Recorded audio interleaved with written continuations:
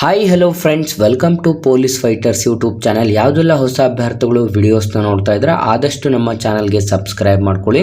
ಸ್ನೇಹಿತರೆ, ಈ ಒಂದು ವಿಡಿಯೋದಲ್ಲಿ ಪ್ರಚಲಿತ ಘಟನೆಗಳಿಗೆ ಸಂಬಂಧಪಟ್ಟಂತೆ 6 ತಿಂಗಳ ಒಂದು ಪ್ರಚಲಿತ ಘಟನೆಗಳ ಪಾರ್ಟ್ 2 ವಿಡಿಯೋ ಕೂಡ ಇದಾಗಿರುತ್ತೆ. ಪ್ರೀವಿಯಸ್ ವಿಡಿಯೋದಲ್ಲಿ ನಾವು 40 ಪ್ರಶ್ನೆಗಳನ್ನು ತಿಳ್ಕೊಂಡಿದ್ವಿ. ಈ ಒಂದು ವಿಡಿಯೋದಲ್ಲಿ ಕಂಟಿನ್ಯೂಯೇಷನ್ ವಿಡಿಯೋ ಕೂಡ ಇದಾಗಿರುತ್ತೆ. ವಿಡಿಯೋನ ಸ್ಕಿಪ್ ಮಾಡದೆ ಕೊನೆವರೆಗೂ ನೋಡಿ. ಹೊಸಬರಾಗಿದ್ದರೆ ಚಾನಲ್ಗೆ ಸಬ್ಸ್ಕ್ರೈಬ್ ಮಾಡ್ಕೊಳ್ಳಿ. ಬನ್ನಿ ಪ್ರಶ್ನೆಯನ್ನು ಸ್ಟಾರ್ಟ್ ಮಾಡ್ತಾ ಹೋಗೋದಾದರೆ, ಮೊದಲನೇ ಪ್ರಶ್ನೆ 41ನೇ ಪ್ರಶ್ನೆ.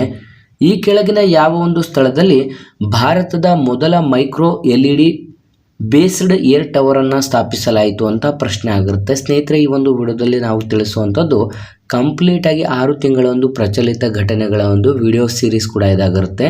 ಹಾಗಾಗಿ ವಿದ್ಯಾರ್ಥಿಗಳು ಆದಷ್ಟು ಇಂಪಾರ್ಟೆಂಟ್ ಪ್ರಶ್ನೆಗಳನ್ನೇ ಮಾತ್ರ ಇಲ್ಲಿ ತೆಗೆದುಕೊಂಡು ನಿಮಗೆ ತಿಳಿಸ್ತಾ ಇರ್ತೀವಿ. ವಿಡಿಯೋನ ಸ್ಕಿಪ್ ಮಾಡದೆ ಕೊನೆವರೆಗೂ ನೋಡ್ತಾ ಹೋಗಿ. ಸ್ನೇಹಿತರೆ, ಸರಿಯಾದಂಥ ಉತ್ತರ ಆಪ್ಷನ್ ಎ ನವದೆಹಲಿ ಸರಿಯಾದಂಥ ಉತ್ತರ ಕೂಡ ಆಗಿರುತ್ತದೆ. ಭಾರತದ ಮೊದಲ ಮೈಕ್ರೋ LED ಬೇಸ್ಡ್ ಟವರನ್ನು ನಮ್ಮ ನವದೆಹಲಿಯಲ್ಲಿ ಸ್ಥಾಪಿಸಲಾಗಿರುತ್ತದೆ. ನೆಕ್ಸ್ಟ್ 42ನೇ ಪ್ರಶ್ನೆ. ಭಾರತದ ಮೊದಲ ಡಿಜಿಟಲ್ ಟ್ವಿನ್ ಹೊಂದಿರುವಂಥ ಚಿದಂಬರನಾರ್ ಬಂದರು ಎಲ್ಲಿದೆ? ಸ್ನೇಹಿತರೆ, ಭಾರತದ ಮೊಟ್ಟ ಮೊದಲ ಡಿಜಿಟಲ್ ಟ್ವಿನ್ ಹೊಂದಿರುವಂಥ ಒಂದು ಚಿದಂಬರನಾರ್ ಬಂದರು ಎಲ್ಲಿದೆ ಅಂತ ಪ್ರಶ್ನೆ ಆಗಿರುತ್ತೆ. ಸ್ನೇಹಿತರೆ, ನಮ್ಮ ಭಾರತದಲ್ಲಿರುವಂಥ ಬಂದರುಗಳು ಎಷ್ಟು, ಯಾವೆಲ್ಲ ಬಂದರು ಏನಕ್ಕೆ ಉಪಯೋಗ ಆಗುತ್ತೆ, ಯಾವ ಬಂದರಿನ ಹೆಸರು ಪ್ರಸ್ತುತ ಚೇಂಜಸ್ ಏನಾದರೂ ಮಾಡಿದಾರಾ ಇಲ್ವಾ ಅಂತ ಕಂಪ್ಲೀಟಾಗಿ ನೀವು ಕರೆಂಟ್ ಅಫೇರ್ಸ್ಗೆ ರಿಲೇಟೆಡ್ ಆಗಿ ನೀವು ತಿಳ್ಕೊಂಡಿರ್ಬೇಕಾಗತ್ತೆ. ಯಾಕೆ ಅಂತಂದರೆ ತುಂಬ ಇಂಪಾರ್ಟೆಂಟ್ ಆದಂಥ ಇವು ಪ್ರಶ್ನೆಗಳಾಗಿರುತ್ತೆ. ಸರಿಯಾದಂಥ ಉತ್ತರ ಆಪ್ಷನ್ ಬಿ ತಮಿಳುನಾಡಿನಲ್ಲಿ ಈ ಒಂದು ಚಿದಂಬರನಾರ್ ಬಂದರನ್ನು ಕೂಡ ನಾವು ಕಾಣಬಹುದಾಗಿರುತ್ತೆ. ನೆಕ್ಸ್ಟ್ 43ನೇ ಪ್ರಶ್ನೆ. ಯಾವ ರಾಜ್ಯವು ನೀತಿ ಆಯೋಗ ಪ್ರಕಟಿಸಿರುವಂಥ ರಾಜ್ಯಕೋಶೀಯ ಸ್ವಾಸ್ಥ್ಯ ಸೂಚ್ಯಂಕದಲ್ಲಿ 2026ರಲ್ಲಿ ಮೊದಲ ಸ್ಥಾನದಲ್ಲಿದೆ ಅಂತ ಇಲ್ಲಿ ಪ್ರಶ್ನೆ ಆಗಿರುತ್ತೆ. ಯಾವ ರಾಜ್ಯವು ನೀತಿ ಆಯೋಗ ಪ್ರಕಟಿಸಿರುವಂಥ ರಾಜ್ಯಕೋಶೀಯ ಸ್ವಾಸ್ಥ್ಯ ಸೂಚ್ಯಂಕದಲ್ಲಿ 2026ರಲ್ಲಿ ಮೊದಲ ಸ್ಥಾನದಲ್ಲಿದೆ ಅಂತ ಪ್ರಶ್ನೆ ಆಗಿರುತ್ತೆ. ಸರಿಯಾದಂಥ ಉತ್ತರ ಆಪ್ಷನ್ ಡಿ ಒಡಿಶಾ ರಾಜ್ಯ. ಆಪ್ಷನ್ ಡಿ ಒಡಿಶಾ ರಾಜ್ಯ ಸರಿಯಾದಂಥ ಉತ್ತರವಾಗಿರುತ್ತದೆ. ನೆಕ್ಸ್ಟ್ 44ನೇ ಪ್ರಶ್ನೆ. ಕನ್ಸ್ಯೂಮರ್ ರೈಟ್ ಡೇ 2026 ಯಾವಾಗ ಆಚರಿಸಲಾಯಿತು ಅಂತ ಪ್ರಶ್ನೆ ಆಗಿರುತ್ತೆ.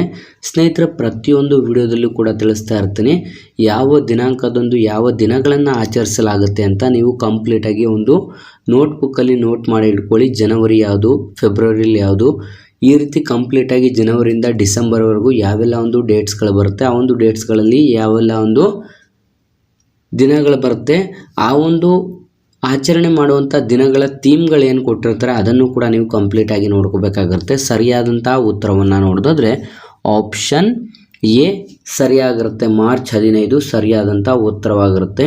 ಇದರ ಒಂದು ಥೀಮ್ ಏನಾಗಿರುತ್ತದೆ ಅಂತಂದರೆ safe product confident for customers ಅನ್ನುವಂಥದ್ದು ಈ ಒಂದು ಕನ್ಸ್ಯೂಮರ್ ರೈಟ್ ಡೇನ ಒಂದು ಥೀಮ್ ಕೂಡ ಆಗಿರುತ್ತೆ. ಹಾಗಾಗಿ ಆಪ್ಷನ್ ಎ ಸರಿಯಾದಂಥ ಉತ್ತರವಾಗಿರುತ್ತೆ.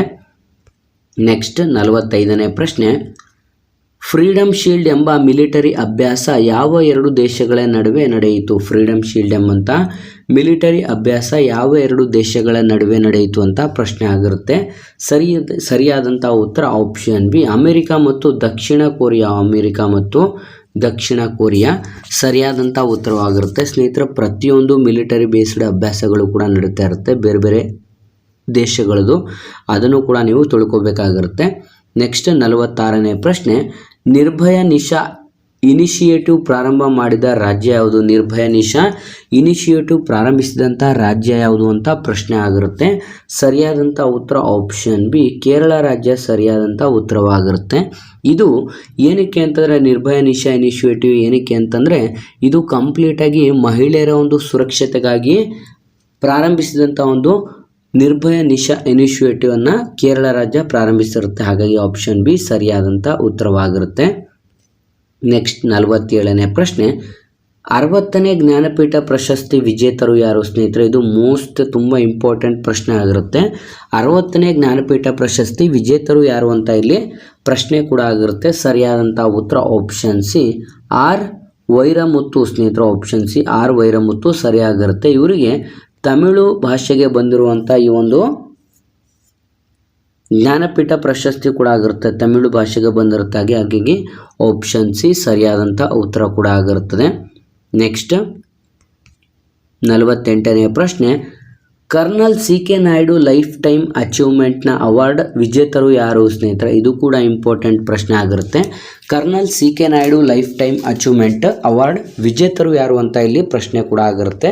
ಸ್ನೇಹಿತರೆ, ಇದಕ್ಕೆ ಸರಿಯಾದಂಥ ಉತ್ತರ ಆಪ್ಷನ್ ಡಿ ಸರಿಯಾದಂಥ ಉತ್ತರವಾಗಿರುತ್ತೆ. ಅಂತಂದರೆ ರಾಹುಲ್ ದ್ರಾವಿಡ್ ಮತ್ತು ರೋಜರ್ ಬಿನ್ನಿ ಆಪ್ಷನ್ ಬಿ ಮತ್ತು ಸಿ ಸರಿಯಾಗಿರುತ್ತೆ. ಹಾಗಾಗಿ ಆಪ್ಷನ್ ಡಿ ಮೇಲಿನ ಎರಡೂ ಕೂಡ ಸರಿಯಾದಂಥ ಉತ್ತರವಾಗಿರುತ್ತದೆ. ನೆಕ್ಸ್ಟ್ 49ನೇ ಪ್ರಶ್ನೆ, 12ನೇ ಏಷ್ಯನ್ ಮತ್ತು ಪೆಸಿಫಿಕ್ ರೀಜನಲ್ ಕಾನ್ಫರೆನ್ಸ್ 2026 ಎಲ್ಲಿ ನಡೆಯಿತು ಅಂತ ಪ್ರಶ್ನೆ ಆಗಿರುತ್ತೆ.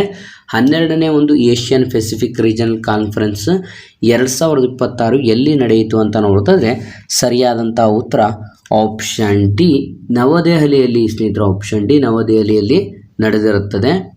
ನೆಕ್ಸ್ಟ್ 50ನೇ ಪ್ರಶ್ನೆ, ಬುಡಕಟ್ಟು ಜನಾಂಗದವರ ಉತ್ಸವ ಆದಿ ಪರಬ್ 2026 ಎಲ್ಲಿ ಪ್ರಾರಂಭವಾಯಿತು ಅಂತ ಪ್ರಶ್ನೆ ಆಗಿರುತ್ತೆ.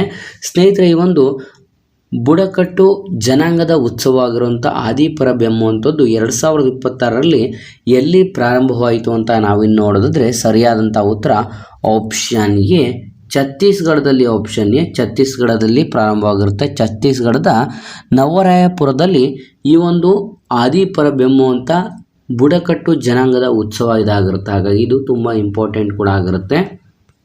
ನೆಕ್ಸ್ಟ್ 51ನೇ ಪ್ರಶ್ನೆ, ವಿಶ್ವ ಪ್ಯಾರಾ ಅಥ್ಲೆಟಿಕ್ಸ್ ಗ್ರ್ಯಾಂಡ್ ಪಿಕ್ಸ್ 2026ರಲ್ಲಿ ಭಾರತ ಪಡೆದಂಥ ಪದಕಗಳ ಸಂಖ್ಯೆ ಎಷ್ಟು ಅಂತ ಪ್ರಶ್ನೆ ಆಗಿರುತ್ತೆ ಸ್ನೇಹಿತರೆ. ಇದು ಕೂಡ ತುಂಬ ಇಂಪಾರ್ಟೆಂಟ್ ಆದಂಥ ಪ್ರಶ್ನೆ ಆಗಿರುತ್ತೆ. ವಿಶ್ವ ಪ್ಯಾರಾ ಅಥ್ಲೆಟಿಕ್ಸ್ ಗ್ರ್ಯಾಂಡ್ ಪಿಕ್ಸ್ನಲ್ಲಿ ನಮ್ಮ ಭಾರತ ಪಡೆದಿರುವಂಥ ಪದಕಗಳ ಸಂಖ್ಯೆ ಎಷ್ಟು ಅಂತ ನೋಡೋದಾದರೆ ಆಪ್ಷನ್ ಎ 208 ಆಗಿರುತ್ತೆ. ಆಪ್ಷನ್ ಎ 208 ಸರಿಯಾದಂಥ ಉತ್ತರವಾಗಿರುತ್ತೆ. ಈ ಒಂದು 208ರಲ್ಲಿ 75 ಚಿನ್ನವಾಗಿರುತ್ತೆ. 75 ಚಿನ್ನವನ್ನು ಪಡೆದುಕೊಂಡಿರುತ್ತದೆ. 69 ಬೆಳ್ಳಿ ಪದಕವನ್ನು ಪಡೆದುಕೊಂಡಿರುತ್ತದೆ. ಇನ್ನು ಮಿಕ್ಕುಳಿದಂತೆ ಉಳಿದಂಥ 64 ಕಂಚಿನ ಪದಕಗಳಾಗಿರುತ್ತೆ. ಉಳಿದಂಥ 64 ಕಂಚಿನ ಪದಕಗಳಾಗಿರುತ್ತೆ. ಟೋಟಲ್ 208ರಲ್ಲಿ 75 ಚಿನ್ನದ ಪದಕ, 69 ಬೆಳ್ಳಿಯ ಪದಕ ಮತ್ತು 64 ಕಂಚಿನ ಪದಕಗಳು, ಟೋಟಲ್ 208 ಪದಕಗಳನ್ನು ಪಡೆದು ನಮ್ಮ ಭಾರತ ಮೊದಲ ಸ್ಥಾನದಲ್ಲಿರುತ್ತೆ. ಹಾಗಾಗಿ ಆಪ್ಷನ್ ಎ ಸರಿಯಾದಂಥ ಉತ್ತರವಾಗಿರುತ್ತೆ. ನೆಕ್ಸ್ಟ್ 52ನೇ ಪ್ರಶ್ನೆ, ತಮಿಳುನಾಡಿನ ಟ್ಯುಟಿಕೋರಿಯನ್ ಏರ್ಪೋರ್ಟ್ ಹೆಸರನ್ನು ಏನೆಂದು ಬದಲಾಯಿಸಲಾಯಿತು ಅಂತ ಆಗಿರುತ್ತೆ ಸ್ನೇಹಿತರೆ. ನಾನು ಪ್ರತಿಯೊಂದು ವಿಡಿಯೋದಲ್ಲೂ ತಿಳಿಸ್ತಾ ಇರ್ತೀನಿ ಯಾವೆಲ್ಲ ಇಂಟರ್ನ್ಯಾಷನಲ್ ಏರ್ಪೋರ್ಟ್ಸ್ಗಳಿರುತ್ತೆ ಮತ್ತು ಯಾವೆಲ್ಲ ಡೊಮೆಸ್ಟಿಕ್ ಏರ್ಪೋರ್ಟ್ಸ್ಗಳಿರುತ್ತೆ, ಅದರ ಒಂದು ಪ್ರಸ್ತುತ ಏನೆಲ್ಲ ಒಂದು ಅಪ್ಡೇಟ್ಸ್ಗಳಿರುತ್ತೆ, ಏನೆಲ್ಲ ಹೆಸರು ಚೇಂಜ್ ಆಗಿರುತ್ತೆ, ಏನೋ ಒಂದು ಸಾಧನೆ ಮಾಡಿರುತ್ತೆ, ಇದನ್ನು ಕೂಡ ನೀವು ನೋಡ್ಕೋಬೇಕಾಗಿರುತ್ತೆ. ಈ ಒಂದು ತಮಿಳುನಾಡಿನ ಟ್ಯುಟಿಕೋರಿಯನ್ ಏರ್ಪೋರ್ಟ್ ಹೆಸರನ್ನು ಬದಲಾಯಿಸಲಾಗಿರುತ್ತೆ. ಏನೆಂದು ಬದಲಾಯಿಸಲಾಗಿದೆ ಅಂತ ನೋಡೋದಾದರೆ Thoothukudi airport. Option B Thoothukudi airport ಎಂದು ಇದರ ಒಂದು ಮರುನಾಮಕರಣವನ್ನು ಕೂಡ ಮಾಡಲಾಗಿರುತ್ತದೆ. ನೆಕ್ಸ್ಟ್ 53ನೇ ಪ್ರಶ್ನೆ, ಯಾವ ಬುಡಕಟ್ಟು ಜನಾಂಗದವರು ಚಪ್ಪರ್ ಕಟ್ ಎನ್ನುವಂಥ ಉತ್ಸವವನ್ನು ಆಚರಿಸಿದರು ಅಂತ ಇಲ್ಲಿ ಪ್ರಶ್ನೆ ಆಗಿರುತ್ತೆ. ಈ ಕೆಳಕಂಡ ಯಾವ ಒಂದು ಬುಡಕಟ್ಟು ಜನಾಂಗದವರು ಚಪ್ಪರ್ ಕಟ್ ಎನ್ನುವಂಥ ಉತ್ಸವವನ್ನು ಆಚರಿಸಿದರು ಅಂತ ನೋಡಿದ್ರೆ ಸರಿಯಾದಂಥ ಉತ್ತರ ಆಪ್ಷನ್ ಸಿ ಮಿಜೋ ಸಮುದಾಯ. ಆಪ್ಷನ್ ಸಿ ಮಿಜೋ ಸಮುದಾಯ ಸರಿಯಾಗಿರುತ್ತೆ. ಮಿಜೋರಾಂನಲ್ಲಿರುವಂಥ ಈ ಒಂದು ಮಿಜೋ ಸಮುದಾಯದವರು ಈ ಒಂದು ಚಪ್ಪರ್ ಕಟ್ ಎಂಬುವಂಥ ಒಂದು ಉತ್ಸವವನ್ನು ಆಚರಿಸ್ತಾರೆ. ಇದು ಕಂಪ್ಲೀಟಾಗಿ ಚಳಿಗಾಲದಲ್ಲಿ ನಡೆಯುವಂಥ ಒಂದು ಚಪ್ಪರ್ ಕಟ್ ಉತ್ಸವ ಕೂಡ ಇದಾಗಿರುತ್ತೆ. ಹಾಗಾಗಿ ಆಪ್ಷನ್ ಸಿ ಸರಿಯಾದಂಥ ಉತ್ತರವಾಗಿರುತ್ತೆ. ನೆಕ್ಸ್ಟ್ 54ನೇ ಪ್ರಶ್ನೆ, ಯಾವ ರಾಜ್ಯದ ಕುಸುಮಪುರ ಗ್ರಾಮವು ಮೊದಲ ಸ್ಮಾರ್ಟ್ ವಿಲೇಜ್ ಎನಿಸಿತು ಅಂತ ಪ್ರಶ್ನೆ ಆಗಿರುತ್ತೆ ಸ್ನೇಹಿತರೆ. ಯಾವ ರಾಜ್ಯದ ಕುಸುಮಪುರ ಗ್ರಾಮವು ಮೊದಲ ಸ್ಮಾರ್ಟ್ ವಿಲೇಜ್ ಎಂದು ಘೋಷಿಸಲಾಗಿದೆ ಅಂತ ಇಲ್ಲಿ ಪ್ರಶ್ನೆಯನ್ನು ಕೇಳಲಾಗಿರುತ್ತೆ. ಸರಿಯಾದಂಥ ಉತ್ತರ ಆಪ್ಷನ್ ಎ ಒಡಿಸ್ಸಾ ರಾಜ್ಯ ಸ್ನೇಹಿತರೆ. ಆಪ್ಷನ್ ಎ ಒಡಿಸ್ಸಾ ರಾಜ್ಯದಲ್ಲಿ ಈ ಒಂದು ಕುಸುಮಪುರ ಎಂಬುವಂಥದ್ದು ಫಸ್ಟ್ ಸ್ಮಾರ್ಟ್ ಸಿಟಿ ಕೂಡ ಇದಾಗಿರುತ್ತೆ. ನೆಕ್ಸ್ಟ್ 55ನೇ ಪ್ರಶ್ನೆ, ಜಸ್ಪ್ರೀತ್ ಬೂಮ್ರಾ ಅವರು ಕೆಳಗಿನ ಯಾವ ಕಂಪನಿಯ ಬ್ರ್ಯಾಂಡ್ ಅಂಬಾಸಿಡರ್ ಆಗಿ ಆಯ್ಕೆ ಆಗಿದ್ದಾರೆ ಅಂತ ಪ್ರಶ್ನೆ ಕೂಡ ಇದಾಗಿರುತ್ತೆ. ಸ್ನೇಹಿತರಲ್ಲಿ ಆಪ್ಷನ್ಸ್ಗಳು ತಪ್ಪಾಗಿರುತ್ತೆ. ಸ್ನೇಹಿತರೆ, ಜಸ್ಪ್ರೀತ್ ಬೂಮ್ರಾ ಅವರು ಕೆಳಗಿನ ಯಾವೊಂದು ಕಂಪನಿಗೆ ಬ್ರ್ಯಾಂಡ್ ಅಂಬಾಸಿಡರ್ ಆಗಿ ಆಯ್ಕೆ ಆದರು ಅಂತ ನೋಡಿದ್ರೆ ಸರಿಯಾದಂಥ ಉತ್ತರ ಯೂನಿಗ್ಲೋ ಸ್ನೇಹಿತರೆ. ಯೂನಿಗ್ಲೋ ಕಂಪನಿಯ ಹೊಸ ಅಂಬಾಸಿಡರ್ ಆಗಿ ಜಸ್ಪ್ರೀತ್ ಬುಮ್ರಾ ಅವರು ಆಯ್ಕೆ ಕೂಡ ಆಗಿರ್ತಾರೆ. ಹಾಗಾಗಿ ಯುನಿಕ್ಲೋ ಸರಿಯಾದಂಥ ಉತ್ತರವಾಗಿರುತ್ತೆ. ನೆಕ್ಸ್ಟ್ 56ನೇ ಪ್ರಶ್ನೆ, ಸಂಗೀತ ಕಲಾನಿಧಿ ಪುರಸ್ಕಾರ 2026ರ ವಿಜೇತರು ಯಾರು ಅಂತ ಇಲ್ಲಿ ಪ್ರಶ್ನೆ ಕೇಳಲಾಗಿರುತ್ತೆ. ಸಂಗೀತ ಕಲಾನಿಧಿ ಪುರಸ್ಕಾರ 2026ರ ವಿಜೇತರು ಯಾರು ಅಂತ ನೋಡಿದ್ರೆ ಸರಿಯಾದಂಥ ಉತ್ತರ option C Jayant Kumaresh. Option C Jayant Kumaresh ಸರಿಯಾದಂಥ ಉತ್ತರವಾಗಿರುತ್ತೆ.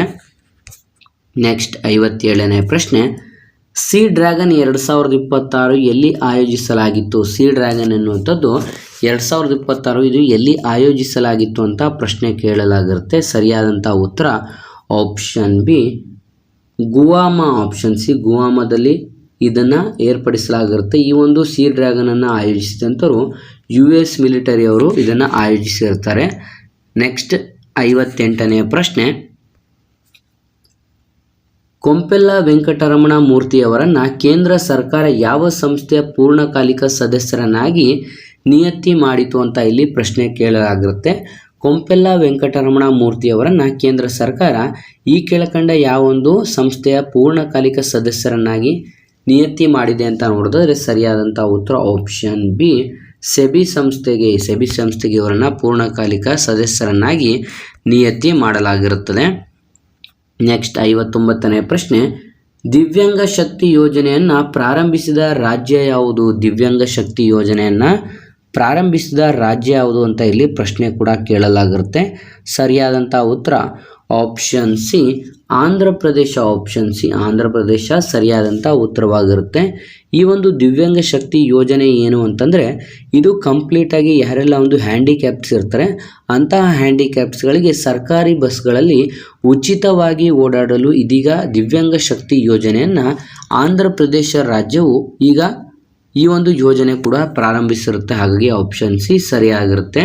ನೆಕ್ಸ್ಟ್ 60ನೇ ಪ್ರಶ್ನೆ, ಸಿಖಿಯಾ ಕ್ರಾಂತಿ 2 ಪ್ರಾರಂಭಿಸಿದ ರಾಜ್ಯ ಯಾವುದು? ಸಿಖಿಯಾ ಕ್ರಾಂತಿ 2 ಪ್ರಾರಂಭಿಸಿದ ರಾಜ್ಯ ಯಾವುದು ಅಂತ ಪ್ರಶ್ನೆ ಆಗಿರುತ್ತೆ. ಸರಿಯಾದಂಥ ಉತ್ತರ ಆಪ್ಷನ್ ಎ ಪಂಜಾಬ್ ರಾಜ್ಯ ಆಗಿರುತ್ತೆ. ಆಪ್ಷನ್ ಎ ಪಂಜಾಬ್ ರಾಜ್ಯ ಸರಿಯಾದಂಥ ಉತ್ತರವಾಗಿರುತ್ತೆ.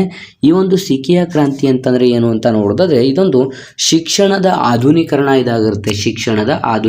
ಇದಾಗಿರುತ್ತದೆ. ನೆಕ್ಸ್ಟ್ 61ನೇ ಪ್ರಶ್ನೆ, ಮಾರ್ಕ್ ಲಿಂಟನ್ ಹಿಸ್ಟರಿ ಪ್ರೈಸ್ 2026ರ ವಿಜೇತರು ಯಾರು? ಮಾರ್ಕ್ ಲಿಂಟನ್ ಹಿಸ್ಟರಿ ಪ್ರೈಸ್ನ 2026ರ ವಿಜೇತರು ಯಾರು ಅಂತ ಇಲ್ಲಿ ಪ್ರಶ್ನೆ ಕೇಳಲಾಗಿರುತ್ತೆ.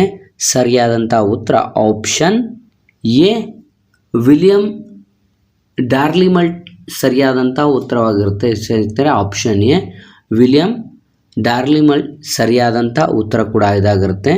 ಇವರಿಗೆ ದ ಗ್ರೀನ್ ರೋಡ್ ಎಂಬಂಥ ಈ ಒಂದು ಕೃತಿಗೆ ಇವರಿಗೆ ಹಿಸ್ಟರಿ ಪ್ರೈಸ್ ಎಂಬಂಥ ಪ್ರಶಸ್ತಿ ಕೂಡ ಲಭಿಸಿರುತ್ತದೆ. ಹಾಗಾಗಿ ಆಪ್ಷನ್ ಎ ಸರಿಯಾಗಿರುತ್ತೆ. ನೆಕ್ಸ್ಟ್ 62ನೇ ಪ್ರಶ್ನೆ, ಯಾವ ರಾಜ್ಯ ಅಥವಾ ಯಾವ ಒಂದು ಕೇಂದ್ರಾಡಳಿತ ಪ್ರದೇಶವು ರಾಹವೀರ ಯೋಜನೆಯನ್ನು ಪ್ರಾರಂಭಿಸಿತು ಅಂತ ಪ್ರಶ್ನೆ ಆಗಿರುತ್ತೆ. ಸ್ನೇಹಿತರು ಇದು ತುಂಬ ಇಂಪಾರ್ಟೆಂಟ್ ಆದಂಥ ಪ್ರಶ್ನೆ ಆಗಿರುತ್ತೆ. ಯಾವ ಕೇಂದ್ರ ಸರ್ಕಾರ ಅಥವಾ ರಾಜ್ಯ ಸರ್ಕಾರ ಈ ಒಂದು ರಾಹವೀರ ಎಂಬಂಥ ಯೋಜನೆಯನ್ನು ಪ್ರಾರಂಭಿಸಿತು ಅಂತ ಇಲ್ಲಿ ಪ್ರಶ್ನೆ ಆಗಿರುತ್ತೆ. ಸರಿಯಾದಂಥ ಉತ್ತರ ಆಪ್ಷನ್ ಎ ಸರಿಯಾದಂಥ ಉತ್ತರ ದೆಹಲಿ ಆಗಿರುತ್ತೆ. ಅಂತಂದರೆ ಈ ಒಂದು ಯೋಜನೆಯ ಉದ್ದೇಶ ಏನು ಅಂತಂದರೆ ರಸ್ತೆ ಅಪಘಾತಕ್ಕೀಡಾದವರನ್ನು ಯಾರು ಸಹಾಯ ಮಾಡ್ತಾರಲ್ಲ ಅಂಥವರನ್ನು ಗುರುತಿಸಿ ಅಂಥವರಿಗೆ ಒಂದು 25,000 ರೂಗಳನ್ನು ನೀಡಿ ಅವರಿಗೆ ಪುರಸ್ಕಾರ ಮಾಡೋದಕ್ಕೆ ರಾಹವೀರ ಎಂಬಂಥ ಈ ಒಂದು ಯೋಜನೆಯನ್ನು ಪ್ರಸ್ತುತ ದೆಹಲಿ ಸರ್ಕಾರ ಜಾರಿ ಕೂಡ ಗೊಳಿಸಿರುತ್ತದೆ. ನೆಕ್ಸ್ಟ್ 63ನೇ ಪ್ರಶ್ನೆ, ಯಾವ ರಾಜ್ಯದ ಪೊಲೀಸರು ಆಪರೇಷನ್ ಕ್ರ್ಯಾಕ್ಡೌನ್ ಪ್ರಾರಂಭಿಸಿದರು? ಯಾವ ರಾಜ್ಯದ ಪೊಲೀಸರು ಆಪರೇಷನ್ ಕ್ರ್ಯಾಕ್ಡೌನ್ ಎಂಬಂಥ ಈ ಒಂದು ಯೋಜನೆಯನ್ನು ಪ್ರಾರಂಭಿಸಿದರು ಅಂತ ಇಲ್ಲಿ ಪ್ರಶ್ನೆ ಆಗಿರುತ್ತೆ.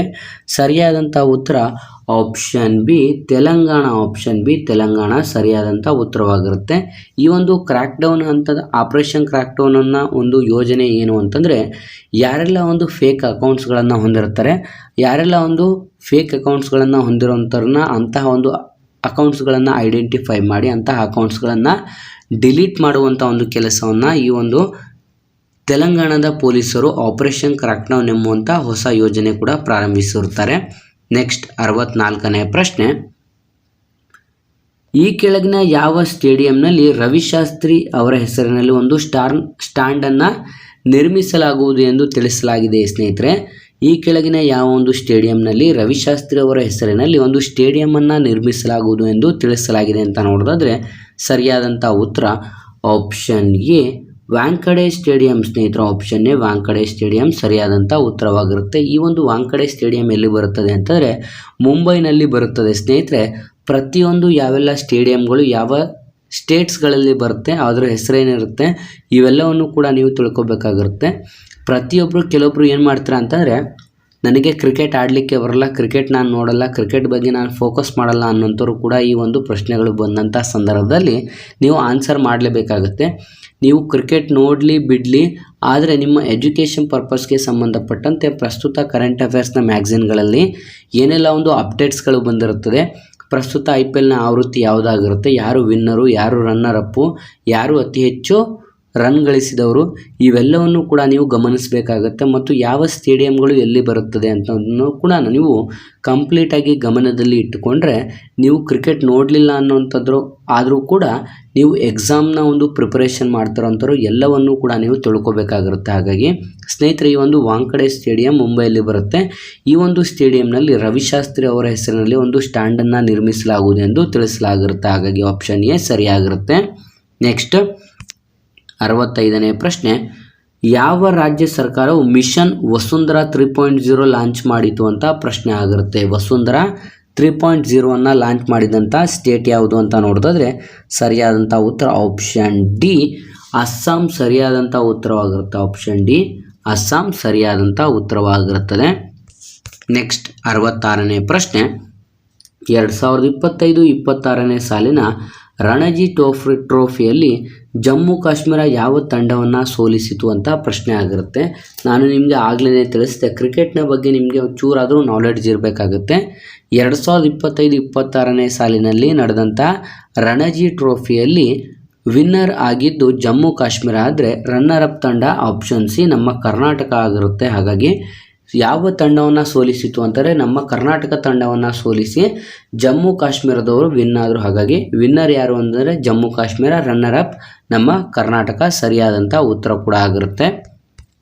ನೆಕ್ಸ್ಟ್ 67ನೇ ಪ್ರಶ್ನೆ, ವಿಶ್ವ ವನ್ಯಜೀವಿ ದಿವಸ 2026 ಯಾವಾಗ ಆಚರಿಸಲಾಯಿತು? ವಿಶ್ವ ವನ್ಯಜೀವಿ ದಿವಸ 2026 ಆಚರಿಸಿದಂಥ ದಿನ ಯಾವುದು ಅಂತ ನೋಡೋದಾದರೆ ಸರಿಯಾದಂಥ ಉತ್ತರ option B March 10. Option B March 10 ಸರಿಯಾಗಿರುತ್ತೆ.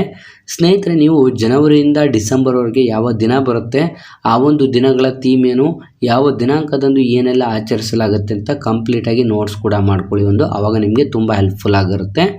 Next 68ನೇ ಪ್ರಶ್ನೆ, ಫೇತ್ ಬ್ರಿಡ್ಜನ್ನು ಯಾವ ನದಿಯ ಮೇಲೆ ಕಟ್ಟಲಾಗಿದೆ? ಫೇತ್ ಬ್ರಿಡ್ಜ್ ಅನ್ನುವಂಥದ್ದನ್ನು ಯಾವ ನದಿಯ ಮೇಲೆ ಕಟ್ಟಲಾಗಿದೆ ಅನ್ನೋಂಥದ್ದು ಇಂಪಾರ್ಟೆಂಟ್ ಪ್ರಶ್ನೆ ಆಗಿರುತ್ತೆ. ಈ ಒಂದು ಫೇತ್ ಬ್ರಿಡ್ಜನ್ನು ತ್ಲವಾಗ್ ನದಿಯ ಮೇಲೆ ಕಟ್ಟಲಾಗಿದೆ. ಆಪ್ಷನ್ ಡಿ ತ್ಲವಾಗ್ ನದಿಯ ಮೇಲೆ ಕಟ್ಟಲಾಗಿರುತ್ತದೆ. ನೆಕ್ಸ್ಟ್ 69ನೇ ಪ್ರಶ್ನೆ, ಬಡನಾ ಹೈ ತೋ ಯಹ ಜುಡನಾ ಹೈ ಅಭಿಯಾನವನ್ನು ಲಾಂಚ್ ಮಾಡಿದವರು ಯಾರು? ಸ್ನೇಹಿತರೆ, ಬಡನಾ ಹೈ ತೋ ಯಹ ಜುಡನಾ ಹೈ ಎಂಬಂಥ ಈ ಒಂದು ಅಭಿಯಾನವನ್ನು ಲಾಂಚ್ ಮಾಡಿದವರು ಯಾರು ಅಂತ ಇಲ್ಲಿ ಪ್ರಶ್ನೆ ಕೂಡ ಕೇಳಲಾಗಿರುತ್ತೆ. ಸರಿಯಾದಂಥ ಉತ್ತರ option D Jayant Chaudhary. Option D Jayant Chaudhary ಸರಿಯಾದಂಥ ಉತ್ತರ ಕೂಡ ಆಗಿರುತ್ತದೆ. ಸ್ನೇಹಿತರೆ, ನೀವು ತುಂಬ ಜನ ಅಭ್ಯರ್ಥಿಗಳು ಏನು ಎಕ್ಸ್ಪೆಕ್ಟ್ ಮಾಡ್ಬೋದು ಅಂತಂದರೆ ಅಥವಾ ಏನು ಒಂದು ತಿಳ್ಕೊಂಡಿರ್ಬೋದು ಅಂತಂದರೆ, ನಾನು ಹಿಸ್ಟ್ರಿ ಓದ್ತಾ ಇದ್ದೀನಿ, ಇಂಡಿಯನ್ ಕಾನ್ಸ್ಟಿಟ್ಯೂಷನ್ ಓದ್ತಾ ಇದ್ದೀನಿ, ಜಿಯೋಗ್ರಫಿ ಓದ್ತಾ ಇದ್ದೀನಿ ಅಥವಾ ಅರ್ಥಶಾಸ್ತ್ರ ಓದ್ತಾ ಇದ್ದೀನಿ, ಇಷ್ಟು ಓದಿದರೆ ಸಾಕು ನನಗೆ ಜಾಬ್ ಆಗಿಬಿಡುತ್ತೆ, ಈ ಸಲ ಕನ್ಫರ್ಮ್ ನನಗೆ ಜಾಬ್ ಸಿಗುತ್ತೆ ಅನ್ನೋಂಥವ್ರು ನೀವು KEನ ಟ್ರೆಂಡ್ ಯಾವ ರೀತಿ ಇರುತ್ತೆ ಟ್ರೆಂಡ್ಗೆ ತಕ್ಕಂತೆ ನೀವು ಚೇಂಜ್ ಆಗಬೇಕಾಗುತ್ತೆ. ಯಾಕೆ ಅಂತಂದರೆ ಈ ಒಂದು ಟ್ರೆಂಡ್ ಯಾವ ರೀತಿ ಚೇಂಜ್ ಆಗ್ತಾ ಇದೆ ಅಂತಂದರೆ ಪ್ರಸ್ತುತ ಕಾಂಪಿಟೇಷನ್ ಲೆವೆಲ್ ಕೂಡ ತುಂಬ ಹೈ ಆಗ್ತಿದೆ. ಕಾಂಪಿಟೇಷನ್ಗೆ ಬರ್ತಿರೋಂಥ ಕ್ಯಾಂಡಿಡೇಟ್ಸ್ಗಳ ಒಂದು ಅವರ ಎಫರ್ಟ್ ಕೂಡ ಜಾಸ್ತಿ ಇದೆ ಮತ್ತು ಅವರು ತಿಳ್ಕೊಂಡಿರುವಂಥದ್ದು ಕೂಡ ಜಾಸ್ತಿ ಇರೋದ್ರಿಂದ ಪ್ರಸ್ತುತ ಬರುವಂಥ ಎಲ್ಲ ಎಕ್ಸಾಮ್ಸ್ಗಳಲ್ಲಿ ನಿಮಗೆ ಮೆಂಟಲ್ ಎಬಿಲಿಟಿ ಆಗಿರ್ಬೋದು, ಸೈನ್ಸ್ ಆ್ಯಂಡ್ ಟೆಕ್ನಾಲಜಿ ಆಗಿರ್ಬೋದು ಅಥವಾ ಕರೆಂಟ್ ಅಫೇರ್ಸ್ಗಳಾಗಿರ್ಬೋದು, ಇಷ್ಟು ಕೂಡ ತುಂಬ ಮ್ಯಾಟ್ರ್ ಆಗ್ತಾ ಹೋಗುತ್ತೆ. ಯಾಕೆ ಅಂತಂದರೆ ನೀವು ಪ್ರಸ್ತುತ ನೋಡ್ತಾ ಹೋಗ್ಬೋದು ಮತ್ತು ಪ್ರೀವಿಯಸ್ಸಲ್ಲಿ ಅಂತಾರೆ ಒಂದು 7-8 ವರ್ಷದ ಹಿಂದೆಗಳಲ್ಲಿ ನಡೆದಂಥ ಎಕ್ಸಾಮ್ಸ್ಗಳು ಮತ್ತು ಪ್ರಸ್ತುತ ನಡೀತಾ ಇರುವಂಥ ಎಕ್ಸಾಮ್ಸ್ಗಳನ್ನು ಕಂಪೇರ್ ಮಾಡ್ತಾ ನೋಡ್ತಾ ಹೋಗೋದಾದರೆ ಯಾವುದೇ ಎಕ್ಸಾಮ್ಸ್ ಆಗಿರಲಿ ನಿಮಗೆ ನೀವು ಕಂಪ್ಲೀಟಾಗಿ ಅದರಲ್ಲಿ ಗಮನಿಸುವಂಥದ್ದು ಏನು ಅಂತಂದರೆ ಅತಿ ಹೆಚ್ಚಿನದಾಗಿ ನಿಮಗೆ mental ability, science and technology ಮತ್ತು ಕರೆಂಟ್ ಅಫೇರ್ಸ್ಗಳಿಗೆ ಸಂಬಂಧಪಟ್ಟಂಥ ಪ್ರಶ್ನೆಗಳೇ ಹೆಚ್ಚಿನದಾಗಿ ಕೇಳ್ತಾ ಇದ್ದಾರೆ. ಹಾಗಾಗಿ ನೀವೇನು ಮಾಡಬೇಕು, ನಾನು ಬರೀ ಹಿಸ್ಟ್ರಿನೇ ಓದ್ಕೋತೀನಿ, ಬರೀ ಇಂಡಿಯನ್ ಕಾನ್ಸ್ಟಿಟ್ಯೂಷನ್ ಓದ್ಕೋತೀನಿ, ಬರೀ ನನಗೆ ಯಾವುದು ಗೊತ್ತಿಲ್ಲ, ಜಿಯೋಗ್ರಫಿ ಅಷ್ಟೇ ಗೊತ್ತಿದೆ ಅನ್ನೋಂಥವ್ರು ಯಾವುದೇ ಕಾರಣಕ್ಕೂ ನೀವು ಜಾಬ್ ತೊಗೊಳ್ಳಿಕ್ಕೆ ಆಗಲ್ಲ ಮತ್ತು ಆ ಒಂದು ಲೀಸ್ಟಲ್ಲಿ ನಿಮ್ಮ ಹೆಸರು ಕೂಡ ಬರೋದಿಲ್ಲ. ನೀವು ಯಾವ ರೀತಿ ಟ್ರೆಂಡ್ ಇದೆ ಆ ಒಂದು ಟ್ರೆಂಡ್ಗೆ ತಕ್ಕಂತೆ ಕಂಪ್ಲೀಟಾಗಿ ಏನೆಲ್ಲ ಒಂದು ಅಪ್ಡೇಟ್ಗಳನ್ನು ಮಾಡ್ಕೋಬೇಕಾಗಿರುತ್ತೆ. ಕರೆಂಟ್ ಅಫೇರ್ಸು, ಮೆಂಟಲ್ ಎಬಿಲಿಟಿ ಮತ್ತು science and technology, plant Kingdom, animal Kingdom ಇವೆಲ್ಲದರ ಬಗ್ಗೆನೂ ಕೂಡ ನೀವು ಕಂಪ್ಲೀಟಾಗಿ ಫೋಕಸ್ ಮಾಡ್ತಾ ಹೋದರೆ, ಎರಡೂ ಕಡೆನೂ ಬ್ಯಾಲೆನ್ಸ್ ಮಾಡ್ತಾ ಹೋದರೆ ನಿಮಗೆ ನೀವು ಯಾವುದೇ ಒಂದು ಎಕ್ಸಾಮ್ಸ್ ಬರೆದ್ರೂ ಕೂಡ ನೀವು ಎಕ್ಸಾಮ್ಸನ್ನು ಕ್ಲಿಯರ್ ಮಾಡಿ ಈ ಒಂದು ಹುದ್ದೆಗಳನ್ನು ನೀವು ಪಡ್ಕೋಬೋದಾಗಿರುತ್ತೆ.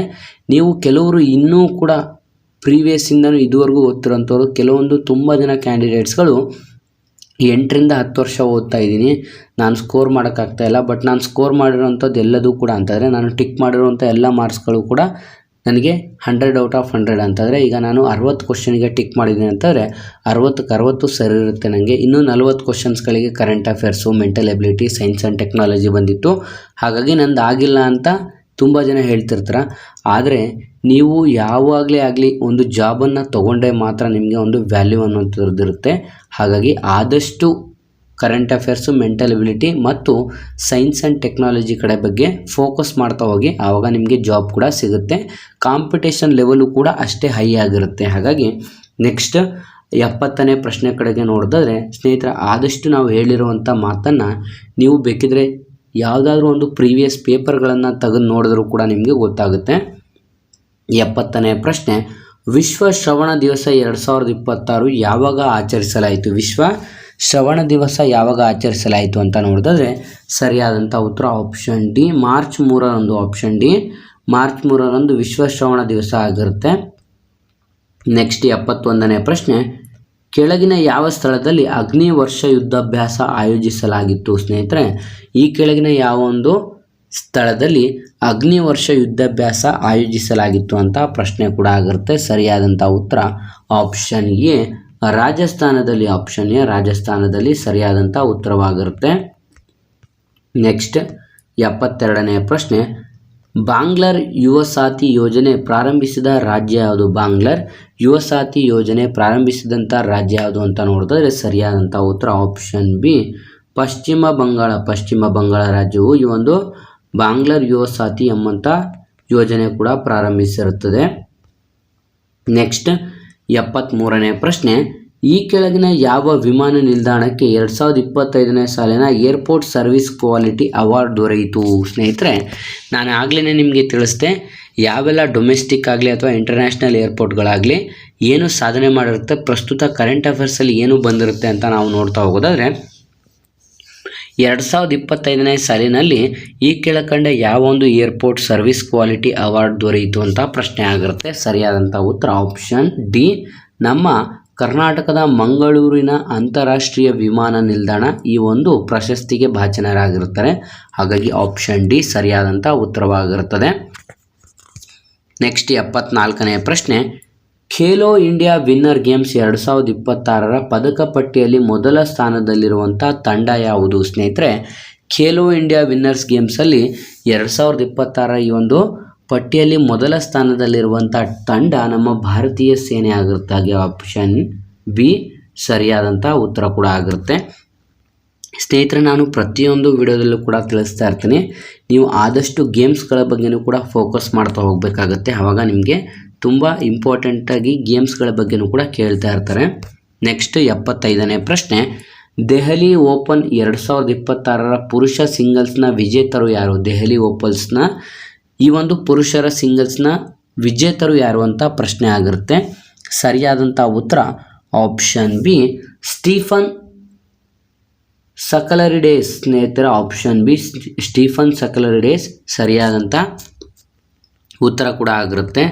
ನೆಕ್ಸ್ಟ್ 76ನೇ ಪ್ರಶ್ನೆ, ನ್ಯಾಷನಲ್ ಸೇಫ್ಟಿ ಡೇ ಯಾವಾಗ ಆಚರಿಸಲಾಯಿತು? ಸ್ನೇಹಿತರೆ, ನ್ಯಾಷನಲ್ ಸೇಫ್ಟಿ ಡೇ 2026 ಯಾವಾಗ ಆಚರಿಸಲಾಯಿತು ಅಂತ ಪ್ರಶ್ನೆ ಆಗಿರುತ್ತೆ. ಸರಿಯಾದಂಥ ಉತ್ತರ ಆಪ್ಷನ್ ಸಿ, ಮಾರ್ಚ್ 4ರಂದು. ಆಪ್ಷನ್ ಸಿ, ಮಾರ್ಚ್ 4ರಂದು ಸರಿಯಾದಂಥ ಉತ್ತರವಾಗಿರುತ್ತೆ.